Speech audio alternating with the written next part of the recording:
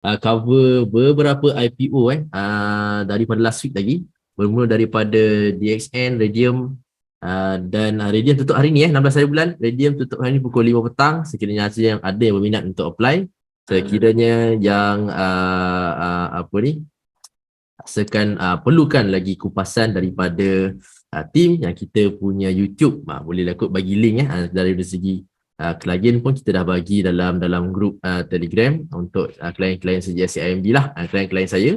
Saya dah bagi pun link YouTube untuk didengar balik semula IPO Radium. Kalau siapa lagi yang berminat untuk apply IPO Radium, bolehlah refer kepada link berikut je kalau siapa yang minat lah. Tapi terpulang kepada keputusan masing-masing. Tepuk modal sendiri. Bagi dekat dalam Zoom ni, ada link dia. Patutnya boleh klik kot. Boleh test. Kalau dalam TikTok saya tak sure boleh bagi kita link YouTube. Tapi bolehlah kot tengok, check YouTube smartsaham.academy.com. Smart Saham Academy.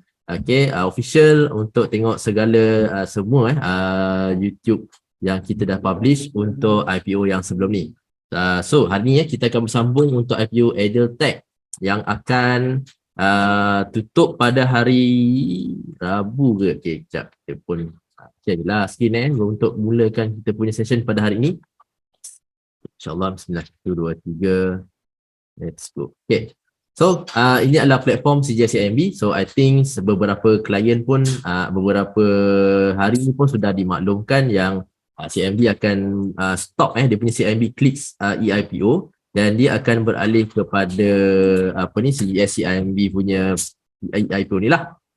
So ni adalah CGS CIMB punya iTrade yang dia ada function untuk apply IPO melalui website ini. Dan ada step untuk guide nak apply macam mana, semua enable pop up semua, dan kita boleh baca terus IPO yang ada dalam ni dan tidak perlu key in langsung apa-apa akaun CDS. Siapa yang ada akaun CGS CIMB saja yang boleh key in ke dalam application ini. Dan of course duit masih lagi ditarik daripada Bank to you ataupun CIMB Click saja. So kita ada lagi 3 IPO. Iridium pun sudah pun kita kupas pada minggu lepas. Hari ni tadi tutupnya. Edeltech akan tutup pada hari esok, esok petang akan tutup. Kita kupas hari ni sebab saya ada hal dengan CGS untuk yang tak dapat dielakkan pada hari esok. Dan hari Khamis sebelum tutupnya IPO Synergy ni, kita akan review sebelum dalam waktu yang sama ni lah.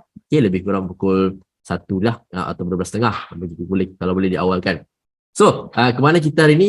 Benda-benda yang paling simple. So, kalau orang yang masih belum tahu IPO ni apa, ini adalah initial public offering, iaitu saham baru akan diterbitkan dalam pasaran saham kita, pasaran bursa kita, dalam main market, ace market ataupun deep market, iaitu syarikat yang baru convert daripada Sendian Berhad yang akan pergi kepada Berhad dan dia meminta modal daripada kita sebagai orang awam. Orang awam tidak juga tertakluk kepada institusi dan juga beberapa selected investor ataupun sophisticated investor ataupun high net income punya person lah.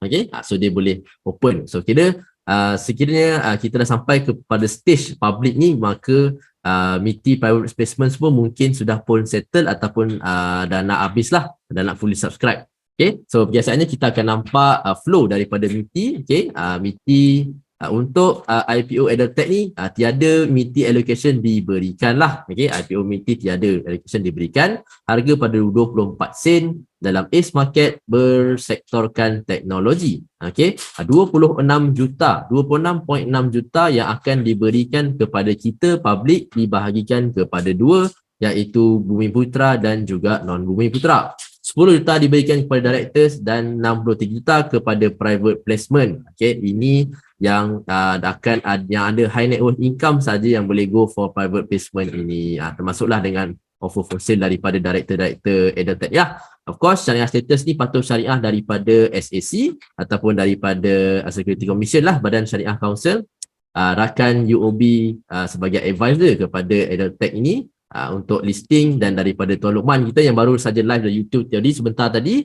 Dia adalah UOB Kehen punya remiser. Dan saya tanyakan ketika sebelum public ni open, private placement ada tak? Dia cakap tutup lah. Memang laju So private placement untuk Edeltech pun daripada Tuan Luqman pun bagi tahu, dia kata dah memang tutup awal lagi sebelum public IPO ni keluar. So ada demand lah ada demand dari segi saham EdTech ni disebabkan private placement itu cepat sangat di subscribe oleh private placement investor. Okay, so waktu-waktu yang kita kena aware yang paling basic hari ni bukan hari ni, esok tutup ni application 17 Mei pukul 5 petang. 19 Mei akan dapat result daripada balloting dan 20 hari bulan sepatutnya kita akan dapat tahu result kita sama ada kita dapat ataupun tidak lah. Okay, so 20 hari bulan untuk check dalam bank account kita dah refund ke tidak. Kalau refund partial dan mungkin alhamdulillah kita dapat. Kalau tidak then kita kena tak apalah, jangan give up. IPO lain akan ada. InsyaAllah peluang-peluang lain pun akan ada yang tersaji. Tak ada masalah. Alright. So, hari ni kita akan cover bahagian IPO EdTech ni. Okay. Tak lain tak bukan kalau siapa yang nak apply. Okay. Boleh sempat lagi apply sebelum hari esok ya. So, kalau saya pun kalau boleh login. Okay. Ini adalah saya punya akses. Okay. Dan apa tu macam mana nak apply. So, bila kita klik dekat EdTech. Dan kita klik continue. Agree. I have read semua ni. Dan kalau baca prospektus, okay, saya pun dah download prospektus untuk dibacakan bersama-sama dan kita akan point out mana part yang sebenarnya untuk kita tengok. Okay, sebab kita study IPO prospektus ni tak lain tak bukan untuk memahami apakah yang akan dilakukan oleh syarikat tersebut. Okay, bukan sekadar kita ambil tahu at least punya fair value, berapa target price, itu saja yang kita perlu ambil tahu. Tidak dalam ilmu IPO ni kita kena fahami ada dua cara, iaitu trading dan juga investing lah. Okay? Of course saham ni memang basicnya lah investment, tapi kerana ada peluang untuk short term tu dah terjadilah opportunity untuk trading. Okay? Saya ulaskan dari segi pendapat saya. Memang sebenarnya kalau ada orang kata yang saham ni zero sum game, tidak semestinya, sebab orang yang subscribe kepada IPO jika mereka hold pun masih boleh dapatkan something dari segi decision AGM. Okay? Boleh hadir sebagai shareholder. Okay, pemilikan itu ada. Okay, kalau kita cakap pasal trading ataupun zero sum game ni, orang akan berfikir ada yang untung disebabkan ada yang rugi. Tidak sebab akan ada daripada yang pemegang saham-saham IPO ni pun, saham-saham apa-apa sekalipun, okay, akan ada yang mereka akan pegang sebab ada value kepada syarikat tersebut. Okay, value itu bukan sekadar daripada dividen saja. Okay, daripada kenaikan harga, daripada pemilikan yang saya cakap tadi. Okay, bila cakap pasal zero sum game, bila masanya ada orang untung, pastinya ada orang rugi. Tidak untuk pasal saham, ada orang yang pun tidak semesti dia sedang rugi. Dia ada matlamat dia sendirilah. Provided dia faham apa yang dia invest. Kalau orang yang tak faham apa yang dia invest, so benda tu boleh terjatuh dalam opinion yang ianya walaupun saham ini patut syariah, tetapi cara dia lakukan trading itu boleh dikatakan sebagai tidak patut syariah lah. Bukan nak kata haram, saya pun bukanlah orang yang paling bertauliah dalam badan syariah ni, tetapi kerana decision yang ikut-ikut ataupun secara uncertain ni, kita pun tidak tahu apa yang kita buat, tapi kita ikut-ikut orang, itu pun menjadikan sebenarnya cara kita trade itu jadi tidak patuh syariah lah. Okay, so jaga-jaga kat situ. So kita study ni tak lain tak bukan untuk mengajak semua bersama-sama belajarlah, okay, belajar dari segi ilmu macam mana pasaran saham ini kepada kita semua, dan sama ada kita sesuai ataupun tidak untuk invest dalam sesebuah IPO ataupun saham itu sendiri, ataupun saham itu sesuai untuk kita trade untuk short term sahaja. Okay, dan kita tidak nafikan kalau mana tahu dia bagi dividen ke satu hari nanti, dan kita dah dapat value daripada kita pegang saham itu. So itu dia. Okay, dan kita faham juga ASB Tabung Haji pun juga invest dalam pasaran saham, sebab ada, especially lah jangan pilih yang counter-counter yang ada dividen kan, contohnya, okay, memberikan kurangan profit kepada mereka. Okay, so alright, so kita of course kita akan baca prospektus ni, tapi tidak semua part lah, so boleh terus tekan download. Okay, alright, so part yang kita akan go through pertama adalah tak lain tak bukan, okay, dari segi allocation yang diberikan. So ni adalah secara summary lah. Okay, secara summary apa yang dia cuba buat.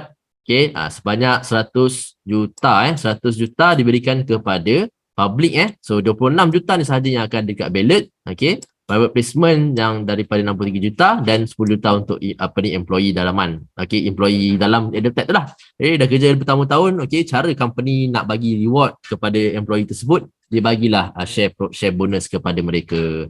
Provided dia buka account lah. Dia buka account saham dan kita nampaklah saham tu akan ada dalam account kita. Alright. So EdTech secara asas kita dah tahu dia punya detail. Okay, tarikh pun kita dah tahu 30 hari bulan nanti akan listing. Okay, pada pukul 9 pagi. siapa yang dapat, kalau siapa nak intraday on that day, okay, bolehlah prepare modal pada hari itu. Alright. Then part yang seterusnya, okay, ini adalah semua abbreviation untuk kita baca prospektus ni. Kalau mungkin kita tak faham apa yang short term, short form ni kan, kita boleh baca dekat sini secara basic. Okay, itu part awal-awal lah. Right. So secara yang seterusnya yang kita akan go through, okay, adalah table of content ni. Sekejap, kita buka balik. Saya tak lupa share screen ni. Sorry.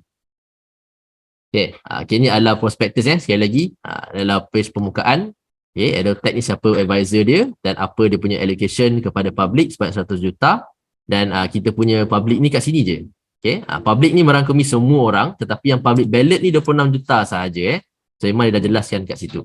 Okay, table of content. Okay, kalau tak lambat sangat nak pergi, okay, cari table of content.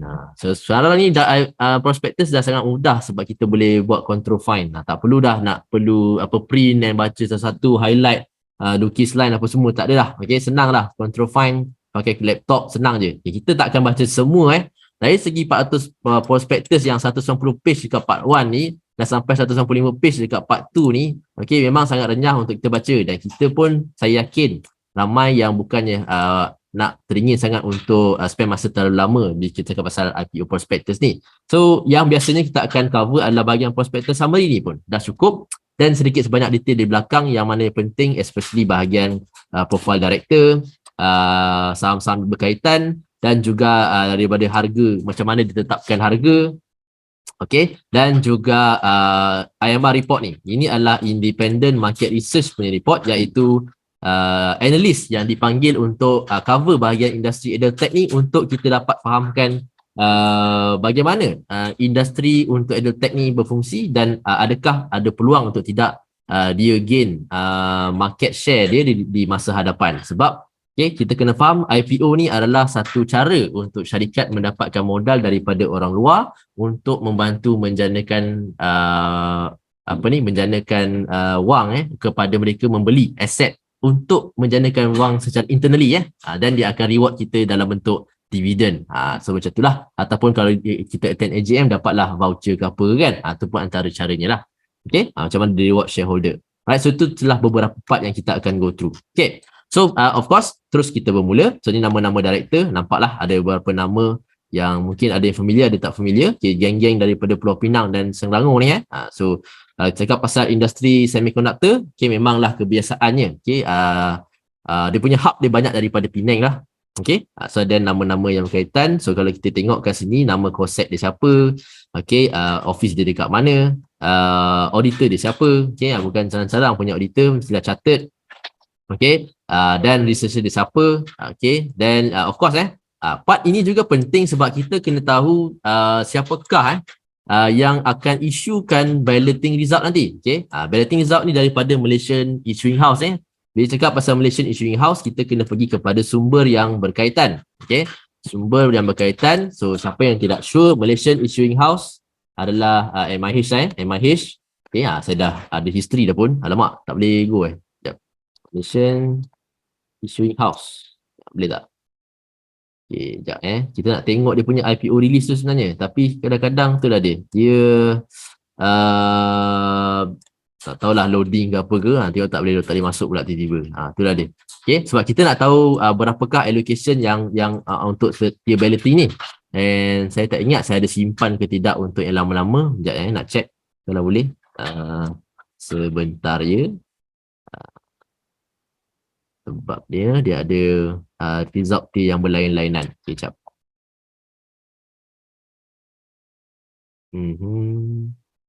Okay. Saya pernah simpan contoh ni. Okay, alright. So, ni contoh issuing house. Issuing house untuk auto count. Okay, keluar. Okay, right. So, yang highlight ni saya pilih lah. Mungkin ni adalah tier yang terbaik untuk saya advise. Ada beberapa klien yang tanya lah. So, ni adalah Malaysian Issuing House punya tier balloting. Okay, dan ni akan menentukan di manakah tier yang anda sepatutnya apply IPO ini berdasarkan modal yang anda ada. Okay, contoh so ini untuk auto count, harga dia hari tu 33 sen kan, okay, tak silap saya. Okay, dan untuk IPO EdTech ni harga dia 24 sen. So 24 sen Kalau kita darabkan dengan 11,000, so kita hanya mampu dapat apply dekat tier yang sedemikian ni lah. So kalau kita tengokkan success rate hanya 10%. Tapi kalau kita lihatkan kebanyakan distribution ramai yang apply dekat tier 20,000, tier 50,000 dan juga tier 100,000 ni. Okay, dan tidak ramai akan melangkaui sampai ke 500,000 ke atas ni. 500,000 dah 24 sen ni, tinggi juga tu kan. 500,000, okay, 500,000 500,000 darab 24 sen. Sekejap 500,000 darab 24 sen. 120,000 tu 120,000 modal yang diperlukan untuk kita dapatkan tier yang agak tinggi tu, tapi dia punya competition dia sangat kurang Okay, kita tengok 500,000 punya tier, tapi 45% boleh dapat. 45% success rate, itu pun hanya dapat 8,000 unit sahaja.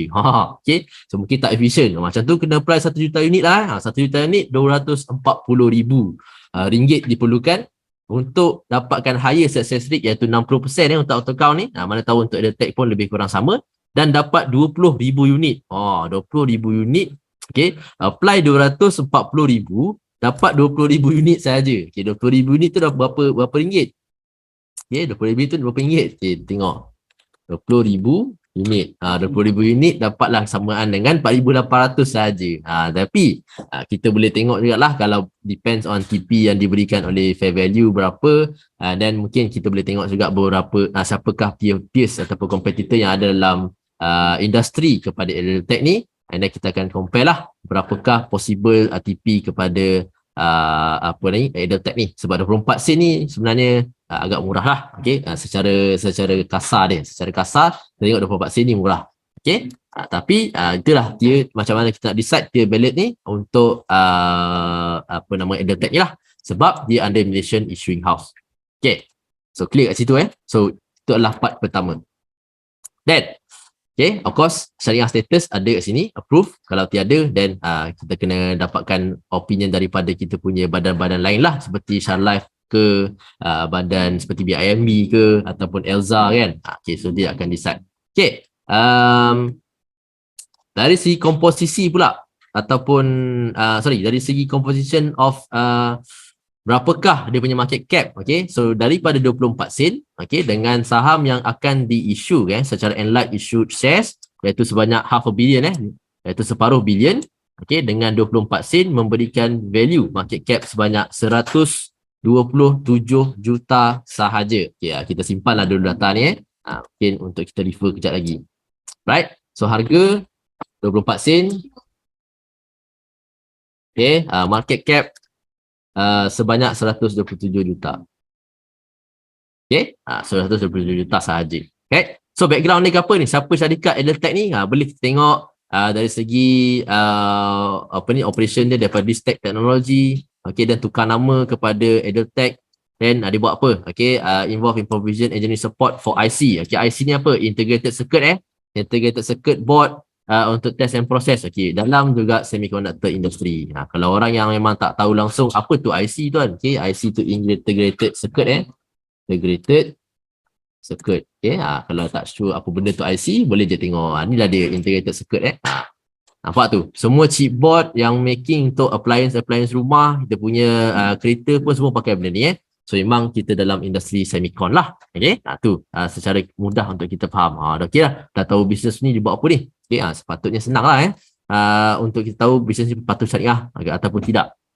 Okay, dia involve dalam bahagian core activity dia, bahagian IC ni, bukan identity card Okay, ITE, okay, automated test equipment, dan juga ada beberapa bahagian teknikal lain. Okay, dan kita boleh lihatkan juga berapa komposisi pendapatan yang dibuat oleh syarikat EdTech ini kebanyakan dari mana. Okay, setakat sehingga 4 tahun yang lepas, okay, 4 tahun lepas dari 2019 sampai 2022, 52% daripada total pendapatan syarikat adalah daripada integrated circuit.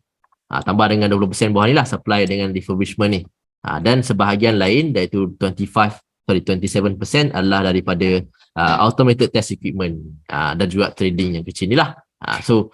Kalau apa-apa yang memberikan kesan kepada bahagian assembly ni, dia akan menjejaskan pendapatan kepada EdTech dan possibly akan menurunkan value syarikat EdTech itu sendiri dan akan memberikan kesan kepada harga EdTech itu sendiri. Okay, so itu cara mudahnya. Okay, secara business operation mereka banyak di mana? Okay, setakat financial year 2022 sebanyak 77.61% adalah daripada Malaysia. So memang dependent dekat environment Malaysia lah. So apa-apa dari segi polisi, let's say polisi tenaga buruh ataupun buruh-buruh asing, so akan memberikan kesan sebab EdTech ni kebanyakannya operasi daripada Malaysia. So kalau ada pun polisi dari US ataupun China, dia tak memberikan kesan sangat sebab hanya 22% sahaja. So catalyst ataupun pemangkin kepada syarikat EdTech ni antaranya adalah sekiranya berlaku perubahan polisi ke dalam negara kita lah. Okay? So kekuatan mereka, dia nak buat apa? Dia kata dia ada portfolio of multinational customer dalam industri semiconductor punya industri ni, daripada OSAT ni pun antara semicon punya chapter lah atau subsektor, sorry. Okay, kalau orang tak tahu OSAT ni apa, okay, boleh pun terus Google, okay, OSAT ni apa. Kadang-kadang sekarang pun orang dah boleh tanya ChatGPT, OSAT ni apa tuan? OSAT semiconductor. Terus outsource semiconductor assembly and test. Tu dah dia. Okay, tu kita boleh terus baca semiconductor engineering, belajar sikit bahagian engineering of semicon ni macam mana kan. Tu dah dia, kita boleh baca. Okay, then syarikat-syarikat yang customer-customer mereka, customer A ni siapa, kita boleh identify. Dan juga Infineon Technology, ni pun antara syarikat yang besar Infineon ni. Okay, customer A ni siapa, kita boleh terus cari je. Okay, customer A ni dia selalu identify tetapi dia tak bagi tahu siapa nama dia. Okay, kita boleh lihat pun dia punya definition dia lah. Siapakah customer A ni? Okay, dia adalah dia bagi tahu customer A siapa? Incorporated in Malaysia, manufacturing of illumination product, subsidiary holding in Netherlands. Then tak listed dalam pasaran mana-mana, susah sikit lah. So dia tak listed, susah sikit. Berbanding kalau kita review semalam syarikat CloudPoint kan, dia ada syarikat financial, ada syarikat insurans yang juga listed dalam pasaran Malaysia kita. So nampak lebih powerful dan convincing lah, sebab customer dia adalah market besar. Tapi kalau kita lihatkan kat sini, untuk EdTech ni mungkin tidaklah seberapa besar. Okay, kita secara basic sajalah. Okay, mana tadi kita balik kepada asal. Okay, so competitive strength dia, engineering skill, technical ability, benda biasa. Kalau kita kena faham, ACE market ni dia tidaklah segah seperti mana company-company yang besar. Dia pun masih lagi kita katakan sebagai sedang growing. So pitching diorang hanyalah limited kepada beberapa perkara saja, seperti inilah technical ability engineering ni. Kalau orang nak profile kan, semua orang boleh ada kan. Okay, semua orang ada engineering and technical ability. Kalau tak, kenapa dia buat company kan?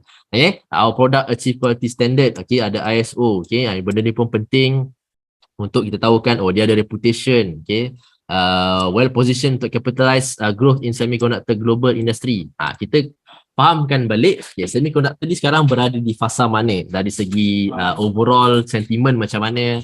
Kita tengok comparison versus rakan-rakan sektor yang ada dalam semiconductor industry ni bagaimana. Okay, dan apakah hala tuju semiconductor industry ni. Okay, dan kalau ikut pemerhatian dan juga observation dan juga kajian, semiconductor ni banyak akan digunakan dalam kita punya electric vehicle, dalam perkakas elektrik. Okay, semua kehidupan seharian kita sebagai 5G, semua bahagian teknologi kita akan gunakan semiconductor ni. Jadi untuk masa hadapan memang ada peluang untuk syarikat-syarikat seperti EdTech ni masuk dalam pasaran IPO, sebab dia akan tarik reputation dan juga investor daripada kita ataupun daripada institution lah, kalau mereka nak pitch kepada institution.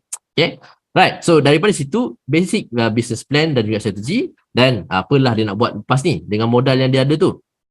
Okay, tak lain tak bukan adalah untuk expand premise. Okay, dia nak beli, dia nak buat kat mana pula ni? Okay, dia dah buat dekat Batu Kawan Factory. Batu Kawan Factory ni pun ada juga dengan berdekatan dengan Greatech tak silap saya. Alright. Untuk bahagian produce integrated circuit ni lah. So nampak tu dia punya percentage increase, dia nak naikkan production tu. Dia nak naikkan production kepada beberapa ratus persen juga so dia nak buat banyak benda juga tu. So dia perlukan dana daripada kita. Okay, dia pun nak expand product and services. Okay, dia nak develop lagi produk untuk automated test equipment. dan refurbishment, kita nak tak tambah lagi automation dekat dalam factory, okay. Dan kita boleh baca lebih lagi kat section 7.4. Tapi very simple, sekejap je. Kalau kita nak baca ACE market punya prospectus ni, dia lebih senang sebab dia tak perlu banyak sangat strategik dan juga proposal yang mereka berbuat kepada kita, sebab mereka pun sedang growing dan kita pun tahu mereka perlukan dana untuk kembangkan lagi bisnes mereka. Alright, so interruption, benda COVID ni benda biasa, so tidak perlu kita fahamkan sangat. The risk factor, okay, selain kekuatan yang kita nampak tadi, kita perlu tahu juga akan ada risiko sekiranya apa yang terjadi kepada customer mereka. Contoh, okay, ni dalam case EdTech ni dia bagi tahu terus, okay, dia dependent kepada dua major customer yang memang contribute substantially. Maksudnya portion revenue yang sangat besar. Tengok Infineon ni sahaja dan juga customer A contribute sebanyak 55%. So sekiranya Infineon Technology dan customer A ni terminate kontrak dengan EdTech, maka ia akan menyebabkan EdTech hilang punca pendapatan yang sangat utama kepada mereka, dan itu akan menjatuhkan reputation syarikat. Unless mereka boleh berjaya counter risk ni dengan mendapatkan lagi kontrak daripada customer-customer yang lain. Okay, so depend kepada key management. Okay, ni benda biasa. Kalau tiada succession plan atau director CEO ni tak ada orang yang boleh sambung dia punya legacy, dan itu pun akan jadi problem juga kepada syarikat tersebut. Okay, material affected event under MIDA. Okay, pioneer status. Okay, expiry status dia dah nak pioneer status dia dah nak expired. Okay, so dalam syarikat-syarikat teknologi, dia kebanyakannya akan dapatkan pioneer status ni sebab of course for tax purposes antaranya, dan juga ada ruang untuk syarikat ni ada cash pile untuk dia orang grow dia orang punya business lah. Okay, so expiry status ni akan makin cepat. So kalau hilangnya pioneer status ni, dia akan kacau in terms of tax rate ni. So akan dia orang kena start bayar cukai lah. So akan menambahkan kos kepada syarikat tersebut. Okay, so maksudnya pendapatan mereka kena push lagi tinggi supaya mereka boleh bayar cukai. Okay, expose kepada interruption, kalau delay, ada equipment failure, fire, natural disaster. Okay, itu pun kalau terjadinya banjir ke, terbakar ke, kilang tu, so tu akan memberikan kesan dari segi kos. Tapi mungkin boleh dibantu sekiranya mereka ada insurans lah, okay, untuk menjaga bahagian tu. Okay, bahagian promoter dan juga director. Okay, inilah nama-nama yang kita perlu identify. Semua, adakah mereka ini mempunyai saham dalam syarikat-syarikat yang lain? Itu saya punya question lah bila saya selalu tanyakan. Okay, dan director-director ini memegang saham yang tinggi lah. Okay, so Chin Yong Kiong ni memegang 44% selepas listed nanti. Okay, Kong Shi Xiong ni 20%. So lebih kurang kalau kita totalkan 72 ke 73% adalah daripada Tauke. So Tauke pegang 73%. 73% saham EdTech ni adalah daripada Tauke. So selebihnya 27% adalah daripada kita lah, public dan juga private placement tu. So apa dia nak buat dengan duit ni? Okay, construction of proposed batu kawan factory, bayar juga borrowing pun juga because of proposed batu kawan factory. Okay, sudah bagi tahu dalam point-point ni. Okay, sebenarnya loan tersebut adalah untuk settlekan daripada projek yang sebelum ni lah. Dan juga listing cost. Listing cost pun again 3.6 juta. Walaupun syarikat yang kecil ini, okay, EdTech ni, ACE Market pun 3.6 juta cost mungkin dibayar kepada UOB Kehian. Senang lah jadi broker. 3.6 million dapat profit. Dapat service fee. Okay. So dari segi financial performance, bagaimana? Okay. Semalam kita bersama Smart Saham Wyckoff, kita pun dah cover sedikit sebanyak macam mana nak fahamkan business ratio dan juga financial ratio. Okay, ni adalah revenue iaitu pendapatan. Kalau kita lihatkan pendapatan mereka naik setakat 2021 dan stagnan lah sedikit sebab 23 ke 24 juta ni tidak naik terlalu banyak. Gross profit, keuntungan kasar mereka menaik in the last 3 years tetapi stagnan pada tahun 2022. Sama juga seperti PBT turun sedikit. Profit after tax turun sedikit, iaitu keuntungan selepas bayar cukai pun turun sedikit. And ia sejajar dengan apa kita punya environment yang berlaku di dalam kita punya semiconductor industri sekarang ni, di mana semuanya sedang mengalami satu krisis lah, iaitu tangga buruh antaranya, terpaksa lay off pekerja antaranya kan, syarikat-syarikat besar ni. Okay, dan bukan sahaja di peringkat lokal saja, tapi dari segi global pun kita dah nampak counter-counter teknologi pun dah start downsizing dia punya size dan juga let go kan beberapa unit yang tidak functional. Okay, antaranya. Okay, so turunnya profitability ataupun keuntungan syarikat ni sangatlah boleh kita katakan in trend dalam industri. Dah sudah. Macam tu EdTech ni tak ada ruang sangatlah untuk naik. Boleh jadi secara kasar ni kita boleh ambil opinion sedemikian sebab semiconductor dah naik tahun 2021. Tahun 2022 ni banyak jatuh. Tahun 2020, 2021. Okay, 2022 China punya isu kan banyak terkesan kepada kita punya semiconductor. So, ia memberikan kesan secara langsung kepada kita punya semiconductor industri dalam Malaysia juga. Sebab dari segi supply chain okay, US adalah market utama market utama untuk design, intellectual property, trademark semua kat sana. Dan dia orang akan hantar kepada China untuk bahagian simple assembly, dan kita Malaysia antara negara yang terlibat untuk tenaga buruh dan pasang untuk completekan item tersebut dan untuk dihantar balik ke China ataupun di United States. Okay, so tu dari segi supply chain, okay, kita antara yang dekat kepada end user lah sebelum dijual kepada customer. So nampak dia orang exploit kita punya tenaga buruh untuk dia orang jual balik dekat US dan kepada harga yang lebih mahal. Macam tu lah kan. So China pun sekarang tengah cuba nak take over that particular market tu sendiri dengan dia orang pun cuba nak buat design dan juga buat patent dan juga trademark seperti kalau kita faham kan siapa yang pergi supercar ataupun supercar lah, automotive show baru-baru ni. Okay, kalau kita nampak kan semua banyak kereta-kereta elektronik kan, kereta elektrik dan juga kereta-kereta hybrid ataupun green vehicle. Okay, beberapa kereta yang dalam tu adalah daripada China. Okay, daripada US mungkin tak nampak sangat, tapi daripada China dia dah ada beberapa model yang keluar kat situ. So kita nampak EV akan sedang cuba di take over by China, and then semiconductor sendiri pun akan cuba dieksploit ataupun dikembangkan daripada China sendiri. So apa-apa yang berkaitan dengan teknologi sebenarnya kita tak nampak akan beralih arah. Dia punya kesan dia, kalau apa teknologi ni kita kena follow China pula lepas ni. So apa-apa yang berkaitan dengan China dari segi teknologi akan berikan kesan kepada teknologi kepada Malaysia. Dan memang sebenarnya dalam bursa sendiri pun ada syarikat-syarikat teknologi yang sebenarnya berpaksikan China. Dia ada juga yang bahagian US dan juga beberapa negara luar. Tapi some of the syarikat yang dalam bursa kita pun kebanyakan dia punya revenue adalah per China. Sekiranya China tidak berjaya recovery, okay, in terms of dia punya industrial dan juga manufacturing pada teknologi ni, secara indirectly secara tak sengaja akan memberikan kesan juga kepada syarikat-syarikat semiconductor di dalam Malaysia sendiri. Okay, so bergantung kepada itulah dia tuan Nasir kita. EV number one is BYD from China. Okay, so nampak tu. So part-part semiconductor ni adalah penting untuk produce electric vehicle dan juga barang-barang elektrik yang kalau China dapat exploit, so akan memberikan kesan yang bagus sebab kita adalah trading partner China kan. Tapi bila tak masuk Malaysia lagi, ya betul. Okay, tapi tanda-tanda tu ada. So dia dah start buat roadshow. Okay, dia dah start buat marketing tu. So cita-cita tu dah ada lah. Then kita mungkin akan dapatkan cuba lah, tak tahu kos lebih rendah ke macam mana. Dan kita dah nampak juga export ban kepada renewable energy. Okay, untuk renewable ke electric vehicle yang baru-baru ni kalau kita tengokkan export ban yang sudah pun dibuang so maksudnya ada ruang untuk syarikat-syarikat Malaysia di masa hadapan lah. Bukan sekarang ni. Sekarang ni tengah terkesan lagi dengan China. So sebab itu kenapa kita nampak revenue daripada ataupun keuntungan syarikat EdTech ni drop. Dia ikutlah apa yang dalam carta seperti kita punya rakan-rakan Greatech, Vitrox, MPI semua itulah.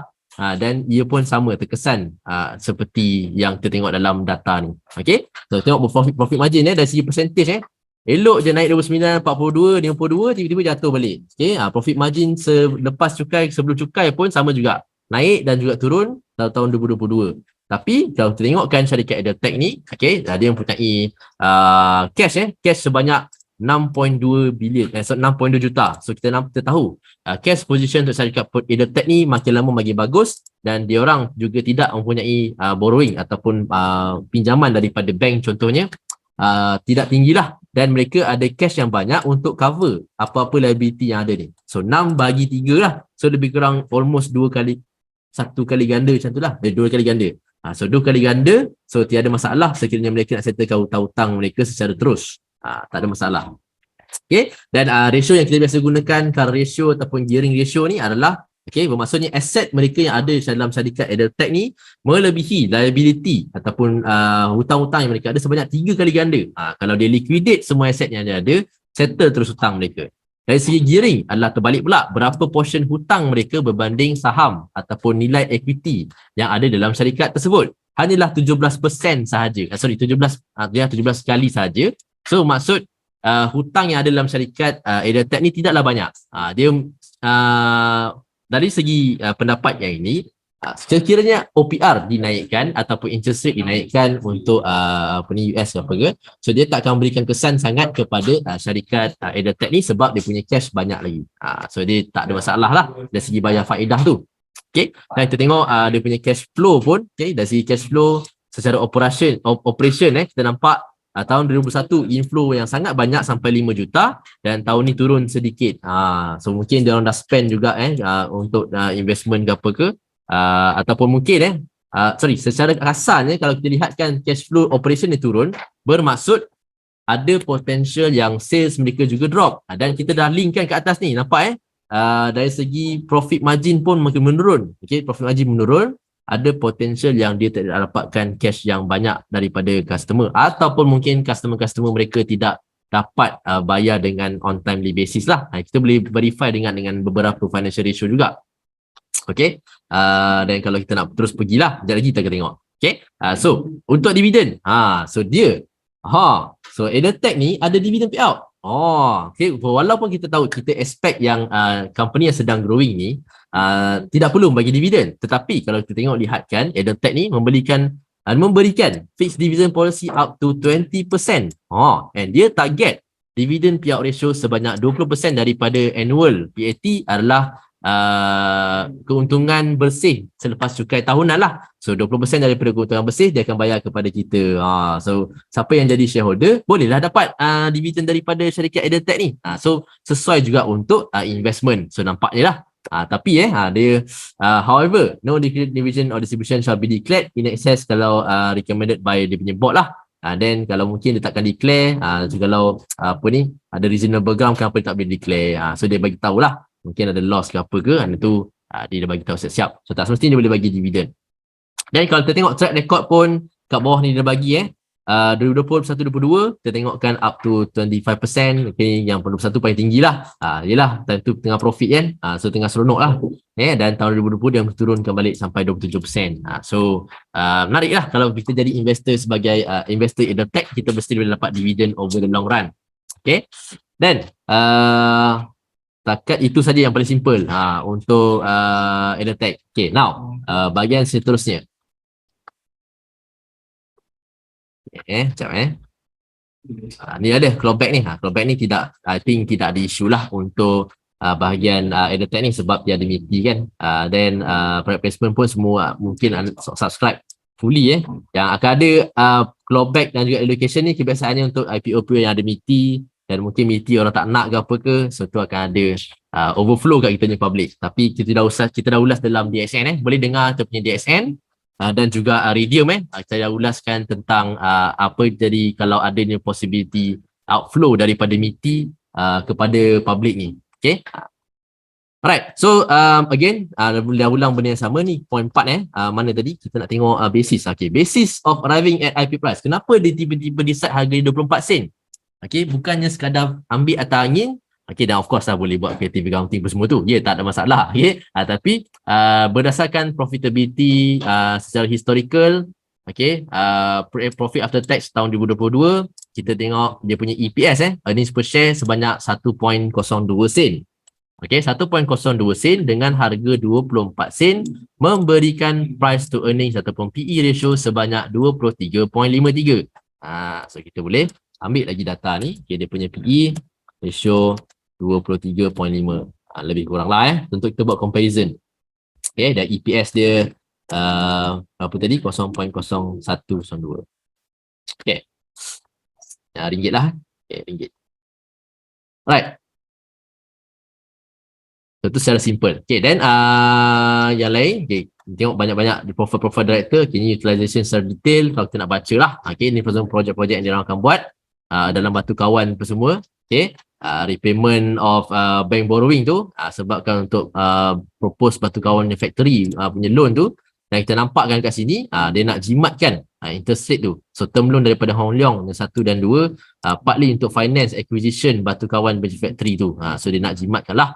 Dengan menggunakan duit daripada IPO tadi, mereka dapat bayar payment up to 10 million daripada loan facility yang dia ambil up to 11 million ni. So ada lagi baki 2.5 million je saja untuk bayar baki untuk loan mereka. So okey lah, dapat relax kan. Cash pun ada. Okey, loan tak banyak. Lepas tu dia ambilnya kita punya IPO untuk settlekan terus loan yang dia ada. So kita tahulah company ni akan ada cash pile yang banyak lah untuk dia punya size sahaja. Ada kelas berbayar ke tuan daripada kita punya TikTok? Ada. Boleh PM secara direct kita punya admin, kita bagi link untuk kelas advance dan kita pun sudah bermula kita punya kelas Wyckoff hari pertama sampai hari ke-7 pada pukul 8.30 sehingga 12 malam. Okay, hari malam yang kedua. Okay, tu tuan pulut di TikTok. Okay, so tersambung lagi. Okay, ni R&D, okay, tak perlu pun untuk baca detail. Okay, so daripada siapa tu? Director kalau boleh, profile director. Okay, kita nak tengok sikit. Promoters and directors. Okay, kita nak cakap dari segi profile. Okay, ini adalah description secara tulisan lah. Okay, kalau kita tengok secara tableize punya detail, kita boleh tahu owner ini syarikat apa lagi yang dia pegang. Okay, so kalau contoh kita pergi ke bawah lagi. Itulah dia kalau kita ulas secara prospektif macam ni, buat macam pening sikit. Okay, tak apa. So Datuk Johar bin Cik Mat adalah director dalam juga EduTech ni, dia juga pegang directorship di dalam MBSB. Boleh dapat dana ni. Okay, dan juga MNRB Holdings Berhad dan juga Takaful Ikhlas General Berhad. Mungkin dia nak tolong bagi Takaful dekat factory EduTech kot. Nak tahu kan? So dia ada kabel. Okay. Syarikat-syarikat besar even yang listing pun perlu ada kabel ni untuk memantapkan dia punya profile. Right. Lagi, dia pegang syarikat apa ni? Banyak ni. Ini memang padu betul Datuk Johar ni. Memang pegang banyak portfolio. Dinex pun dia pegang. Pink Petroleum pun dia pegang. Ini UK is it? If I'm not mistaken. Malaysian Dubai RE. Okay, profile yang tinggi. Sebelum ni dia pegang One Glove. Sebelum ni Gets Global. Pengangkutan Putrajaya apa pegang. Ni memang kabel kuat lah ni Datuk Johar ni. Okay, Chin Yong Kiong dia punya promoter. Okay, dia pegang apa tak? Tak ada. Okay, dia ada past involvement. So sekarang dia fokus pegang pegang EduTech je lah. Ki Kong Chi Siong ada tak? Tiada. Okay, office biasa partner saja. Okay, Kamarudin sole proprietor. Okay, pun boleh dapat share. Tin Sohair, okay, Desa Jana Jaya, tak tahu company apa, tapi Senyap Berhad. Okay, Agrotech, dan lain-lain. Tidaklah tinggi. Ada juga apa ni? Joyce Wong Aimee pegang syarikat Dufu Technology Corp sebagai non-executive director. PCCS Group Berhad pun independent executive director. Dia bagi decision. Dan sebelum ni adalah NCT Alliance. Ada syarikat-syarikat influence daripada sebelum ni. Mungkin dari segi Datuk Johar dan juga Miss Joyce ni akan ada possible influence sekiranya mereka buat dealing lah. Mungkin dia bergerakkan daripada saham satu ke saham satu lagi ke, sekiranya ada. Okay, so tu setakat kajian yang very simple je lah. Okay, so now kita pergi kepada bahagian IMR, iaitu Independent Market Research kita.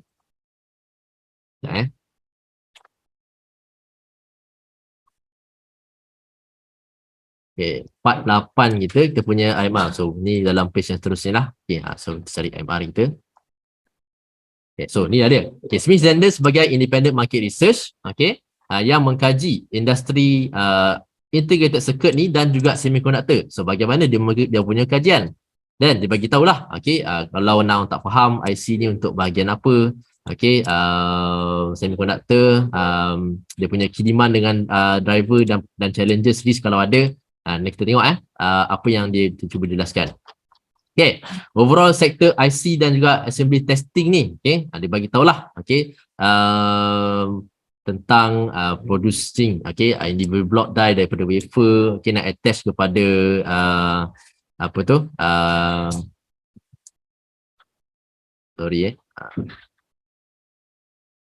produce traditional process of packaging comprises of dicing and individual block.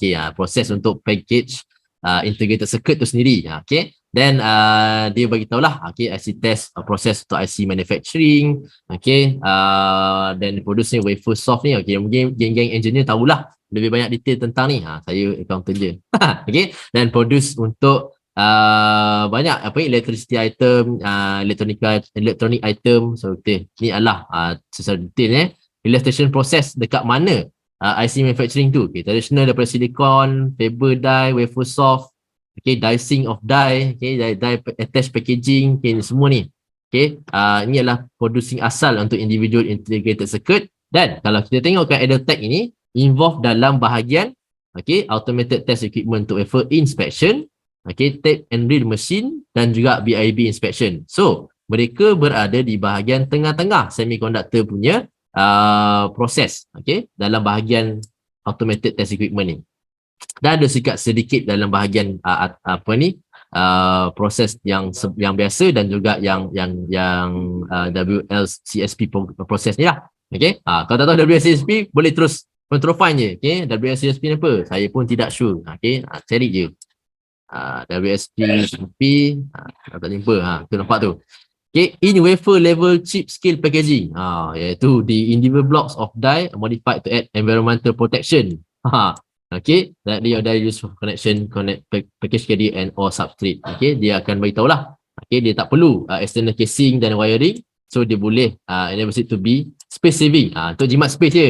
Allow semiconductor component to be integrated design using the smallest possible form factor. Untuk kecilkan lagi size.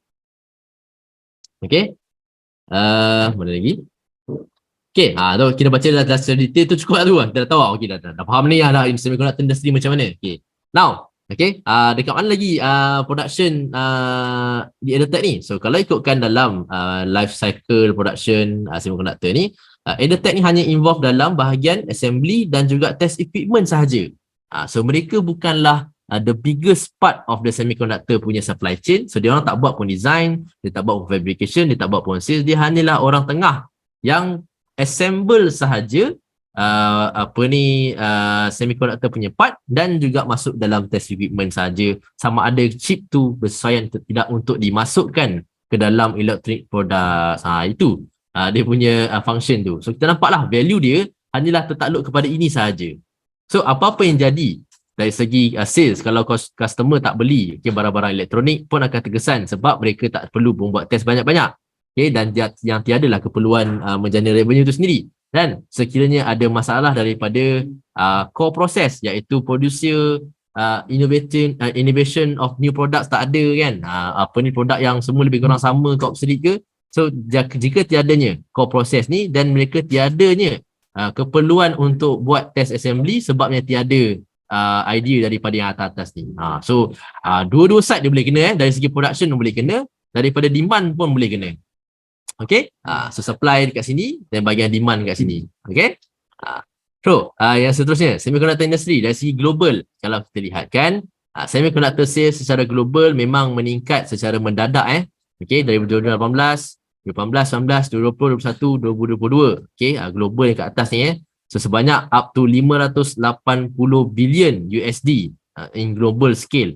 Kita nampak kenaikan secara mendadak dari 20 ke 21 lah. Ini memang ramai yang memerlukan teknologi ketika ini, dan sekarang kita nampak movement yang lebih kurang agak stagnan kat situ lah. Agak stagnan. So dia kenaikan dan begini dan sekarang makin stagnan. So now, adakah dia mampu untuk meneruskan kenaikan seterusnya? Itu adalah persoalan yang kita tertunggu-tunggu. Apakah hal tuju semiconductor industry ni?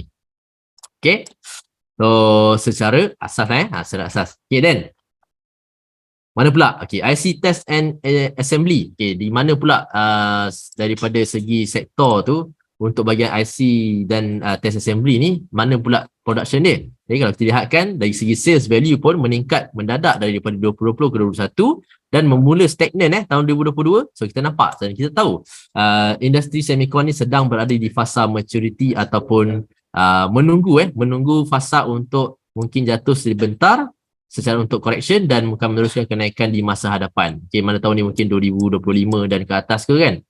So kita mungkin akan tunggulah. So for now, industri sekarang secara even secara ekonomi data pun, secara fundamental data pun sebenarnya berada dalam fasa correction. Okay, secara simple. Right? So global chip shortage, ni masalah yang sekarang kita tengah hadapi.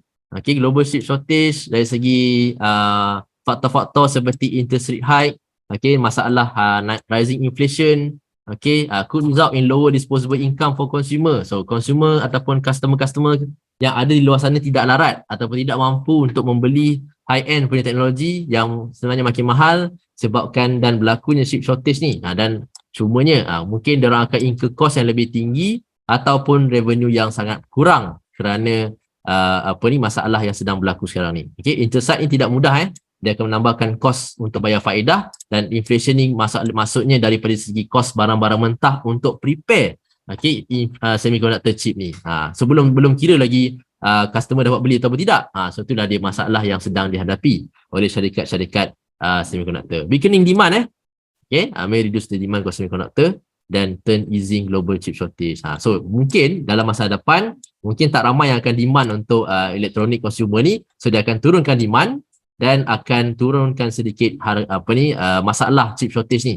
So sebab sekarang kita nampak demand manusia tu berada pada fasa yang sangat tinggi, tetapi supply yang dikeluarkan oleh producer atau manufacturer banyak ni sahaja. So ada gap dari segi shortage of supply untuk cater pada demand tu. Sebab itu adanya inflation of harga tu sendiri. Tu secara mudah untuk kita faham lah. Right. Semiconductor engineering support industry. Okay, jom kita lihat kepada dia punya competitor. Okay, ni demand driver dia. Repaid technical investment. Apa yang akan bantu semiconductor punya demand ni? Tak lain tak bukan kemajuan teknologi dari segi industri itu sendiri. Okay, innovation memang sangat diperlukan. So itu akan membantu keperluannya memajukan semiconductor industry ni. Okay, increasing global demand dan E&E support. Okay, global demand tu sentiasa ada. E&E industri dalam Malaysia pun sendiri tengok ada grow in sales boleh tahan banyak juga secara data. Okay, tengok dia. Boleh katakan ada kenaikan kat situ lah. Okay, electronic and electronic industry memang ada growing ni rakan-rakan daripada Shen Heng dan juga Harvey Norman mungkin. So the sales tu ada lah, okay, untuk industri. So dia EDTech ni mengambil that particular movement of trend of data ni untuk dia orang cuba listing dalam pasaran IPO atau dalam pasaran saham ni. Dan juga makin naiknya adoption of Internet of Things. Okay, semua orang nak pakai cloud. Okay, semua orang dah start pakai device untuk e-payment. Okay, tak kurang pakai cash. Untuk 5G dan lain-lain kan, semua tu penting. Technical investment automotive electronic. Okay, dah cerita pasal EV tadi. Okay, government initiative. Okay, nak tambahkan FDI untuk RE dan juga electronic industry kita ni. Okay, ada daripada 12 MP plan 2025 untuk tambahkan AI, IoT dan juga robotics dan juga big data. Okay, itu yang Tengku Zafrul kita cuba bawa Google, Amazon kan, sebagai sebahagian daripada inisiatif yang cuba dibuat ni. So timing yang diorang buat untuk listing dalam pasaran saham ni sebenarnya antara yang terbagus sebab harga semiconductor dunia pun mungkin akan berkurangan dan dari segi sentimen yang dikeluarkan oleh semiconductor industry pun sedang dalam keadaan tidak berapa bagus dan memberikan peluang untuk mereka bertapak sebagai satu company yang ada reputation untuk dapat ride sebahagian daripada inisiatif yang akan kita nampak di masa hadapan ini. Bajet 2023 IR 4.0 banyak lah. Dari segi polisi daripada government, unless kalau yang akan jadi masalah sekiranya kita tukar government. Tidak indicate kepada mana parti-parti politik. So risiko tak lain tak bukan sufficient skill personnel. So tenaga buruh antara benda yang bermasalah dalam semiconductor industry ni. Economic condition, kita sedang mengalami masalah inflation pun memberikan kesan secara basic. Now kita tengok competitor. Key industry player untuk EDTech akan berlawan dengan siapa ni? So kita nampak syarikat seperti KKSP. Ini mungkin dia compare dengan syarikat yang private dulu kot. Ada juga key player yang juga listed kat dalam ni. Kalau kita tengokkan susun dari segi pendapatan dan juga margin. Kita tengok gross profit, penuntutan kasar, Okay, profit sebelum cukai dan profit selepas cukai. Okay, KSP ni siapa? Okay, syarikat subsidiary dalam Chasm Industry. Chasm Industry ni juga listed Okay, kita nampakkan subsidiary sedang rugi setakat 2022 Julai. Okay, EDTech sekarang berada setakat 31 Disember 2022 menunjukkan keuntungan up to 25% margin. Okay, Triotech Malaysia Senyap Berhad ada exposure di US, Singapura dan juga Malaysia, rugi. EDA Malaysia, Subsidiary of EDA Industry, SPA. SPA ni Itali lah. Okay, Itali punya company. Itali punya company pun 2.2% sahaja margin. JAC Engineering Malaysia 0.74. So margin keuntungan EDTech lagi bagus daripada syarikat-syarikat Senyap Berhad ni. Okay, dan how about dalam industri ATE, okay, dalam bahagian automation, kita tengok Vitrox, of course, tak lain tak bukan kita punya semiconductor hub di Penang tu, okay, company seperti Vitrox, okay, 26% setakat 2021, belum keluar lagi 2022. Okay, Penta Master, okay, Penta pun memberikan 23.5% margin, okay, dari segi revenue, of course, kita tengok revenue balik, okay, hanya 24 juta sahaja untuk EDTech ni. So tidaklah seberapa besar kalau kita nak bandingkan dengan syarikat seperti Vitrox dan juga Penta ni, sebab ni pun syarikat yang super syarikat super besar. And then Penta ni pun ada exposure dekat China. Okay, then Vitrox pun ada exposure dekat US dan juga China. Okay, of course walaupun revenue size dan pendapatan profit ni yang sangat besar, tapi margin mereka tidaklah sebesar ataupun almost seangkatan dengan EDTech. Dan lagi tengok Greatech pun ada. Okay, again Greatech pun tinggi dia punya revenue, $500 million pun 23% margin. Okay, MiTech, okay, 375 juta, 16% margin. QES Group pun sama dekat, ada juga profit yang sangat besar sampai 3 figure ni. Okay, 11% margin. Emulus dah sampai ke Liga EDTech ni. Liga EDTech ni bawah 100 juta punya pendapatan. Emulus, okay, 17%, Viz Dynamics 32%, MMS Ventures 18% dan EDTech 25%. So kita nampak lah 25% punya margin ni pun not bad lah juga kan untuk take advantage. So kita dah nampak kat situ yang EDTech ni mungkin ada peluang untuk berjaya setaraf dengan syarikat-syarikat seperti yang tertera ni. So kita akan tengok lah So kita akan tengok dari segi carta macam mana. So biasanya kita akan listed dulu sekejap. Okay, syarikat apa yang ada? Okay, syarikat Vitrox, okay, contoh. Okay, Penta. Okay, siapa lagi tadi? Greatech. Okay, Mi. QES. Dan juga Emulus. Ini banyak juga sebab industri yang besar ni. Viz, MMSV, okay, dan baru EDTech. Okay, so kita dah boleh buat secara comparison yang very simple untuk kita lihatkan bagaimanakah mereka sebenarnya terduduk mengikut financial ratio lah. Kita tengok financial ratio dan juga dia punya carta sekejap lagi lah. Right? So, dia punya market share untuk EDTech ni hanyalah tak sampai 1% So very little, sangat-sangat kecil dia punya market share dalam semiconductor industry ni. Bermaksud, okay, ini memberikan satu maksud di mana syarikat-syarikat seperti Vitrox, Penta, Greatech, Mi, KES dan lain-lain ni adalah leader So dari segi order of of rank, so ni adalah yang paling atas sekali adalah leader dan yang paling bawah sekali adalah laggard. Therefore, industri ataupun company seperti EDTech ni adalah laggard So dia akan follow apa yang terjadi kepada syarikat-syarikat besar Abang Long ni, barulah akan terkesan pada syarikat-syarikat yang di bawah-bawah macam EDTech ni. Tapi kita tak nafikan sekiranya mereka ada movement dalaman seperti operator ataupun smart money ataupun daripada counter tauke itu sendiri, dan boleh ada peluang secara teknikal itulah. Okay, so market share dia secara fundamental tidaklah terlalu besar sangat kecil saja. How about the outlook? Okay, the growth of semiconductor industry okay, sudah pun increase daripada 1.77 trillion in RM 2017 up to 2.55 trillion in 2022. So capital lagi lah. Compounded annual growth okay, sebanyak 7.7%. So kenaikan yang agak banyak okay, pun ada masa lagi untuk depan. So how about forecast, ada ataupun tidak? Main resulting uncertainty for a rising escalation US-China punya trade war. Itu tadi. Okay, benda yang terjadi. Despite the recovery, global recorded okay, lower 2020, lower in 2018. Okay, global shortage. Ada tak forecast? Tiada okay, setakat itu saja. So now boleh kita comparekan dengan apa yang ada dalam kita punya apa tu Mr. Stockbiz lah contoh kalau kita nak tengok. Okay, so apa yang kita tengok secara business simple fundamental ratio adalah dari segi comparison of berapakah PE ratio yang dikeluarkan oleh semiconductor industry ni, ataupun kalau kita tak dapat nak tengok secara directly secara one by one, kita boleh buka terus bursa marketplace lah, salah website, bursa marketplace. Okay, dan ini akan memberikan kita punya data dari segi maklumat berapakah industry average PE untuk syarikat EdTech ni. Tak apa. Right. So kita tengok syarikat seperti let's say Victrox lah.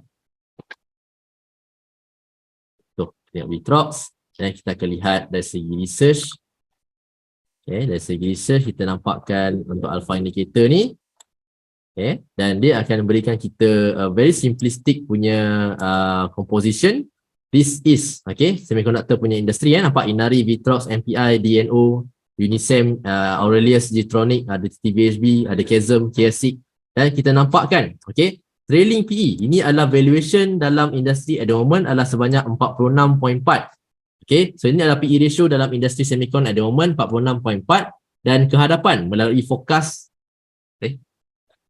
melalui forecast oleh analis tadi yang keluarkan kepada syarikat-syarikat ini memberikan forecast PE sebanyak 25.3. Therefore, sekarang ini kalau kita comparekan 46.4 berbanding harga yang sekarang 23.5 PE ratio, bermaksud ada ruang kalau kita lihatkan semiconductor PE at the moment, ni yang paling ekstrim lah 43 times.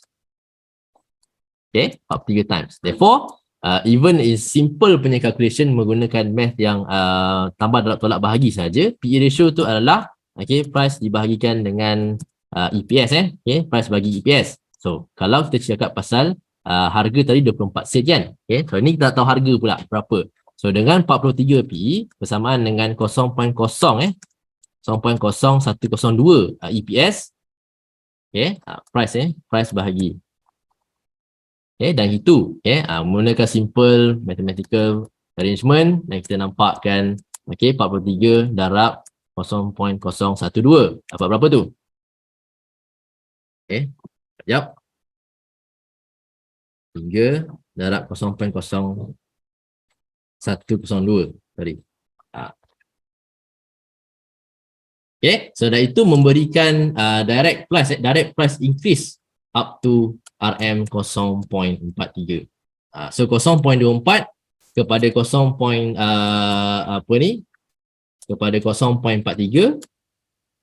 so adalah kenaikan sebanyak berapa persen tu?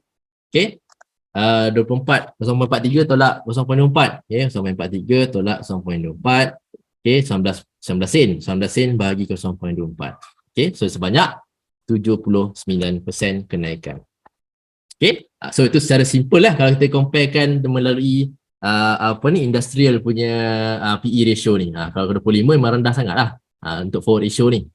So itulah dia untuk secara mudah kita nak compare. Dan adakah kalau sesuai yang kita nak comparekan dari segi listing mereka, adakah memang betul-betul dia ni laggard ataupun leader So kita tengokkan dari segi subsector. So ni Victrox. Kita akan pergi dekat bahagian semiconductor ni subsector. Dan kalau kita lihatkan semiconductor punya subsector, ada banyak juga syarikat-syarikat yang lain. Dan Inari yang paling terbesar sebanyak 8.2 bilion. Kalau kita lihatkan tadi, dari segi composition market dan juga size of EdTech tadi, kita tahu dia dekat mana? Kita tahu dia berada pada paras market capitalization pada 127 juta. Walaupun let's say jika dia berjaya naikkan sampai 43 sen, so market cap pun juga akan naik jugalah, almost 2 kali ganda so kepada lebih kurang berapa? 300 juta lebih kurang disebabkan harga naik So daripada lebih kurang 100 juta kepada 300 juta tu, mereka sebenarnya berada tak jauh daripada harga BIS Dynamic. MLEX ni tak adalah sebab ada lead market Dan juga Chasm tadi. Chasm mungkin JHM boleh compare lah. Dan kita lihat kan, kalau Kaizen harga RM7, tak boleh kita nak ambilkan secara direct macam tu. Okey, tapi JHM dan juga VIS mungkin boleh. Jom kita lihat sebentar. Okey, JHM, Kaizen dan juga VIS. Okey, yang paling dekat dengan kita yang ikut listing IMR tadi adalah VIS. Okey, VIS memberikan harga sekarang VIS adalah 64.5 sen. Okey, tetapi kalau kita fahamkan berapa juta shares yang ada dalam syarikat EDTech tadi. Okey, 500 juta lebih kurang tak silap tadi 500 juta lah ada punya shares ataupun half a billion. Okey, 0.24 dan 5 juta so lebih kurang lah 1.27 juta ni. Okey, boleh tengok balik prospektus tadi. Okey, dan itu pun kalau kita comparekan dari segi size of number of share tu sebenarnya tidaklah banyak seperti yang VIS ni. So VIS ada number of shares yang sangat sikit berbanding syarikat EDTech. So 5 juta ni banyak untuk syarikat walaupun legat ni. So sebaiknya kalau dia walaupun dia mempunyai market cap yang tidak banyak tetapi dia punya number of shares tu terlalu tinggi untuk kita bandingkan. Dan kalau kita tengok pula Kaizen tadi harga RM7. Tengoklah dia punya number of shares 43 juta je. Okey, daripada sini kita dapat faham satu faktor iaitu demand dan juga supply, iaitu supply of shares yang untuk EDTech ni sebenarnya banyak. Okey, 500 juta ni sangat banyak okey. Kita comparekan number of shares tadi, number of shares untuk number of shares VIS Dynamic tadi hanyalah ada 127 juta sahaja. Okey, dan kita tengokkan juga siapa tadi? Kaizen kan? Okey, Kaizen. Sebab yang ke atas tadi kan, number of share dia orang NOS hanyalah berapa ni? 43 juta sahaja. Okey, dan kita tengok NOS untuk apa tu EDTech tadi. NOS bukan NOS kereta 500 juta lebih kurang. So tinggi juga tinggi juga dia punya number of share. How about JHM? Walaupun tak ada dalam list tadi, tapi kita boleh tengoklah sebab dia antara market cap yang terdekat. Ini pun 600 juta. So mungkin 600 juta tapi bukanlah direct comparison sebab mungkin business model juga untuk JHM ni berbeza lah. So sebab tu dia tak ada dalam list tadi untuk IMR ni. Kita tak boleh, saya pun tidaklah seberapa tauliah untuk nak katakan IMR report tu salah so kita ikut je data yang dia ada dulu dan kita buat comparison in terms of sebelah-sebelah lah nak tengok ada lagi tak ruang ataupun tidak. So in terms of itu market size, market cap dan juga number of shares. But how about PE ratio? Okay, PE ratio untuk VIS pun 17. Okay, kita tengok balik. PE ratio untuk apa ni? PE ratio 23 tu 23.5. Okay, PE ratio untuk syarikat VIS berapa tu? 17. Okay, 17.2. Okay, harga dia harga pun lebih kurang tadi 64 sen kan. 0.45. Okay, NOS untuk harga EDTech RM 0.24. Okay, kita dah dapat compare ni sebelah-sebelah ni. Okay, in terms of comparison side by side, kalau nak buat Excel pun lagi mudah sebenarnya. Tapi Excel saya tak dapat buka pula kali ni. Okay, Kaizen tadi PE dia tak ada sebab tengah rugi. Okay, PE untuk ratio Kaizen tengah rugi, nampak tu. Syarikat yang sebesar Kaizen ni pun sedang rugi walaupun dia orang ni sebenarnya industry leaders. So kita pun tak boleh nak harapkan kenaikan yang terlalu bombastik sebenarnya untuk syarikat EDTech ni, dan saya sebenarnya berside dengan apa yang analis bagi juga. Kalau kita dapat lihat dalam group pun saya dah bagi dekat dalam group klien, ataupun I think you all dah, ada yang di luar sana dah pernah nampak juga daripada orang lain yang fair value untuk syarikat EDTech ni tidaklah seberapa tinggi. Ni baru simple comparison yang dekat-dekat ni, kita belum tengok lagi yang lain-lain. So kalau Vitrox EDTech ni dengan size yang terlalu besar, mungkin kita tak boleh nak compare secara directly. Okay, Emulus tu mungkin boleh lagi lah. Tengok sikit Emulus macam mana. Emulus ni pun tengah rugi if I'm not mistaken. Betul tak? Betul, sedang rugi. So syarikat Emulus pun sedang rugi at the moment. Sedang rugi last 2 quarters pun sedang rugi. Harga pun dah jatuh sampai 31.5 sen dah. Okay, ni technology equipment. So macam ATE tadi, automated test equipment tadi, ni mungkin dekat lah dengan Emulus ni. So harga 31.5 saja. P ratio pun tak ada sebab tengah rugi. Number of share pun 100, boleh lah. Lebih kurang composition size tu tak jauh daripada EDTech. Jadi semua pressure kepada syarikat EDTech ni adalah sebenarnya adakah dia punya quarter report nanti tu berkekalan dalam positif ataupun tidak. Sebab Emulus ni tengah rugi ni. Okay, kalau tengok Emulus sedang rugi. Okay, walaupun number of shares mereka tinggi, 600 juta tadi. Dan even PE ratio tak adalah sebab rugi. Okay, PE nil. PE nil sebab tak ada sedang rugi. So, loss. Okay, so ni tengah untung, semua kita nak katakan even PE ratio untuk VIS ni pun tidaklah berapa tinggi, tetapi EDTech 23.5 setakat comparison yang very simplistic tadi nampak macam agak tinggi. So therefore ruang untuk kenaikan untuk EDTech ni sebenarnya tidaklah berapa banyak. Okay, ada tu ada, mungkin akan ada spekulatif prices movement on that day. So kena kita perhatikan technical, bagaimana kita nak decide keputusan untuk menjual lah. Dan ini secara fundamental, kita tak katakan fundamental salah ke apa ke, FV ke apa salah apa semua ke, sebab bila market open nanti, fundamental dia dah buang tepi dah. Okay, bila datangnya bahagian market open on the first day 30 hari bulan nanti, semua tu dah berdasarkan technical, iaitu orang masuk dan mengejar harga ataupun orang yang dah start take profit dan nak menjual saham EDTech on the first day tu nanti. So akan dia berlakunya memotong harga sampai harga naik, gap up. Okay, nak sampai ke macam auto count tu kan. Kita tengok carta auto count sekejap, jom. Kita dah boleh beralih kepada carta dah sekarang ni. Okay, mana saya punya apa nama tadi? Sekejap kita buka carta lah Mana hilang? Okay, sekejap. Saya tengok carta beberapa counter yang daripada klien saya bertanya ni. Okay, contoh kita ambil apa yang terjadi kepada auto count recently lah, ADB. So, apa yang terjadi sekarang?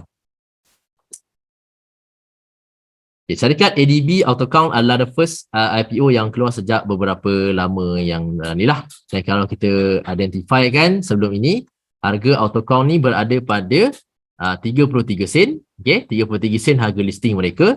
Dan on the first day terus on the first minute terus open gap up sehingga kepada harga RM1.09. Okay, ni pun sentimen teknologi pun mungkin ada sebentar waktu overnight US hijau. So orang nampakkan confidence dalam sektor teknologi pada hari itu, dan kemudian harga kembali kepada sebenarnya fair value kepada syarikat auto count itu sendiri. Okay, ada I think kalau tak silap saya boleh cari fair value auto count, saya pun dah tak ingat.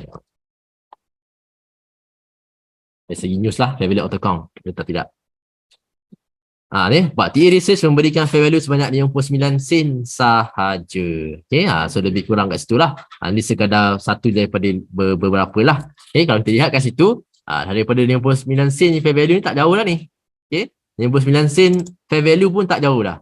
So, daripada on the first day tu, mungkin akan berlaku speculative price movement on the first day. So, volatility ada untuk intraday semua, tangkap pisau dan lain-lain. Tapi, at the end of the day, dia akan kembali kepada harga yang market tetapkan. Okay, iaitulah tak jauh daripada fair value itu. So, kalau kita nak expect movement yang lebih kurang sama untuk EDTech, tak ada masalah. Tetapi bersedialah kalau kita dapat IPO tu, okay, untuk trader nak jual on the first day, tidak ada masalah. Tetapi untuk yang baru nak masuk ke dalam counter ini, perlulah berhati-hati. Okay, perlulah tengok research house bagi 33 sen, 34 sen, 35 sen. So, harga 24 sen tidaklah berapa jauh tingginya, tapi lebih kurang dalam berapa tu? Is it 30-40% kan 30-40% lebih kurang? Lebih kurang 40%. So secara congak tadi. Terima kasih Tuan Syami. Okay. Dan saya pun dah bagi dalam grup CGS juga lah. Berapakah PV oleh syarikat untuk syarikat EDTech ni. Sasul pula. Okay, so kalau nak tunjukkan dalam grup je saya buka mana okay, ni EDTech daripada TA sekejap okay, so EDTech memberikan target sehingga 33.5% saja, iaitu 33% lah. Dan sebenarnya terselarilah dengan apa yang kita buat tadi, simple valuation calculation, dan kita belajar secara simplistik tadi dengan memahami apa yang berada dalam industri, dan kita nampakkan dari segi PE ratio tu tidak ada ruang yang terlalu banyak. Dari segi industri pun sedang mengalami kerugian sedikit ataupun kekurangan untungnya pada masa kini, dan kita nampakkan fair value yang diberikan oleh syarikat-syarikat analis ni sebenarnya okay, so ni EDTech punya fair value daripada broker lain ada tak? Okay, semalam kita buat beberapa Apex ini apa ni? EDTech. Okay, EDTech daripada Apex pun memberikan fair value sebanyak 35 sen sahaja so dia nak explore the appetite industry appetite level so possible market monarchs kan, sebut scaling up production capacity semua R&D kan. So kita pun tak adalah macam nak termakan dengan apa yang analis ni kata, tapi kita tahu dari segi kajian yang very simple tadi dekat mana fasa industri tersebut. Okay, nampak Apex pun beri 35 sen, dan kita tengok balik mana lagi club point ni itu letak lagi tak yang lain. Okay, ni Mercury lah. Mercury pun memberikan harga alamak sebanyak 34 sen sahaja 34 sen. So specialist in AT industry. AT industry tu satu bahagian je daripada semiconductor punya supply chain tu. So it's very little lah. So nak katakan kenaikan yang secara mendadak on the first day tu, it can happen. Okay, it can happen. Tetapi untuk investor punya mode yang walaupun dia bagi dividen mungkin tidak bersesuaian pada waktu ini. So mungkin akan tunggu dulu lah sama ada the whole sector semiconductor tu recover balik, dan barulah kita akan dapat assume semiconductor ni boleh diambil balik, dan bolehlah kita consider balik counter EDTech ni nanti. Okay, so kalau kita tengok secara carta dan kalau kita cuba lihatkan counter-counter seperti Greatech apa yang sedang jadi. Okay, tengoklah counter-counter yang saya pernah kaji lah Vitrox, MPI, VIS, apa lagi, MSV. Jom, 5 saja cukup lah sebelum kita habis. Okay, dah dekat 2.5 market benda apa ni. Okay, so kalau kita lihatkan Greatech hari tu, nampak tak kenaikan yang cantik ketika end year hari tu, dan sekarang kita nampak again berlakunya movement downwards, dan kita tahu Greatech ni pun antara counter semicon yang agak besar pun tengah mengalami downtrend. So kita tahu kan possibly syarikat tu sebenarnya sedang rugi. Okay, so now sideways movement masih lagi panjang. Kita tengok Vitrox pun I think lebih kurang sama, tengok sideways yang sangat panjang. Okay, movement yang tidak berapa positif at the moment. Okay, maintain dekat moving average. Kalau tak rebound jatuh lah ni. Okay, tengok beberapa volume yang tidak berapa menarik at the moment dekat bawah ni, ada selling pressure. So boleh jadi jatuh ke bawah juga. Okay, MPI pula pun lebih kurang berapa kali dah main trade downtrend line ni. Okay, break downtrend line je beli. Lepas tu naik, dah settle sampai resistance, jual. Sama juga ni, break downtrend tapi tak berjaya. Dia tak berjaya untuk kembali, maka terpaksa lah cut loss. Okay, itulah dia. Trading strategy at the moment. Dan nampak ada buying interest, tetapi adakah price ni akan kembali bergerak ke atas ataupun tidak, ataupun dia akan continue ke bawah. Okay, even VIS pun lebih kurang sama siap gap down lagi selepas earnings yang tidak berapa positif tu. Okay, jatuh pula base kembali kepada tanah, dan sekarang menunggu bonus split pula tu, lagilah akan dimurahkan. MMSV pun lebih kurang sama dan sekarang sedang bocor. Jadi kalau kita lihatkan apa yang sedang berlaku di dalam semiconductor punya sektor at the moment, tidaklah berapa positif untuk EDTech ni listing.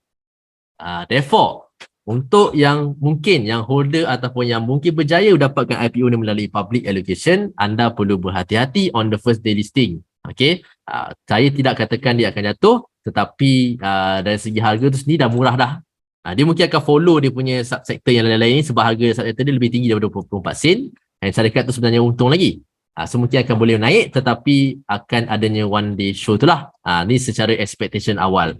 So kita kena plan kita punya strategi untuk nak jual terus ke, kalau nak hold tu hold dengan lot ataupun yang kecil. Kalau yang gunakan emergency saving tu, dagilah keluarkan terus. Jangan consider untuk hold ataupun nak hold kata nak sampai Greatech ke apa ke. We are not inside the territory at the moment. Okay, Greatech yang dulu bukan Greatech sekarang. Okay, Greatech dahulu yang macam ni, Greatech sekarang yang macam ni. Okay, jangan expect dia terus naik seperti Greatech yang sampai ke 400-500% dulu-dulu ni. Okay, so kita kena be objektif. Okay, sebagai investor, sebagai trader, you have to be objektif dengan apa yang ada dalam industri dan kenapa fair value tu diberikan oleh broker house, sebab dia dah consider the factors yang berlaku dalam industri. Now kita juga mungkin yang pengkaji teknikal, ini apalah observation yang kita nampak dalam industri dan kita tahu, okay, sektor semiconductor ni sebenarnya tidak mengalami performance yang baik at the moment. Even Inari seperti counter leader kita dalam teknologi bursa kita pun sedah pun bocor daripada support yang saya sendiri pernah lukis sebelum ni. Tengok loading berapa kali tahan ni, asal jatuh support je buy, jatuh support je buy, then exhaust ataupun dekat downtrend line, tak nak tembus juga downtrend line, and then kali terakhir dia berada pada paras ni dan tak nak tembus juga untuk kembali, dan sekarang sudah pun bocor dan saya risau dia akan jatuh sehingga kepada below RM2 lah untuk Inari, walaupun dia adalah producer ataupun distributor Apple. Kalau macam tu, baik beli Apple kan, baik beli Apple daripada beli Inari. So tiada masalah untuk jawab pergi kepada that particular sector, sebab CGS-CIMB pun ada juga akses kepada global market. Nampak tu Inari, walaupun semiconductor senang jatuh, dia masih lagi berada pada paras tertinggi. Okay, so kita tak boleh nak katakan kenapa teknologi tak follow US ni tuan. Kita dah jelaskan tadi sebabkan semiconductor shift ni yang sedang berlaku di dalam industri ni, dan kita mungkin akan berpaksikan China next untuk teknologi instead of berpaksikan US. So itu kita kena berhati-hati moving forward lah. So setakat itu. Panjang berceloteh, almost sejam lebih. Okay, bagaimana? Nak buat apa dengan IPO ni? Siapa yang dapat, nak terus jual ke, nak hold ke, nak dapatkan dividen ke, semua tu strategi terpulang kepada modal-modal anda semua. Okay, saya pun tidaklah boleh memberikan buy call kepada public. Kepada rakan-rakan yang ada di dalam ni, sekiranya ingin buka account, boleh PM saya boleh wavekan fee untuk open account tu secara percuma, dan bolehlah dapatkan lagi mana-mana analisis secara fundamental untuk counter-counter saham yang lain. Okay, insyaAllah sepertinya macam tiada soalan daripada TikTok kita dan juga Zoom ni. So kita akan publish EdTech ni di dalam YouTube kita pada malam ini, dan siapa yang terlepas ataupun rakan-rakan yang mungkin nak melihat bagaimana EdTech ni punya environment, so bolehlah tengok balik recording nanti, insyaAllah. So kita akan sambung lagi pada hari Khamis untuk IPO Synergy pula, semiconductor pula, IPO furniture. Okay, so kita akan jumpa lagi dalam sesi yang akan datang. Assalamualaikum warahmatullahi wabarakatuh. Salam Syawal, salam Aidilfitri, maaf zahir dan batin. Sekian, terima kasih.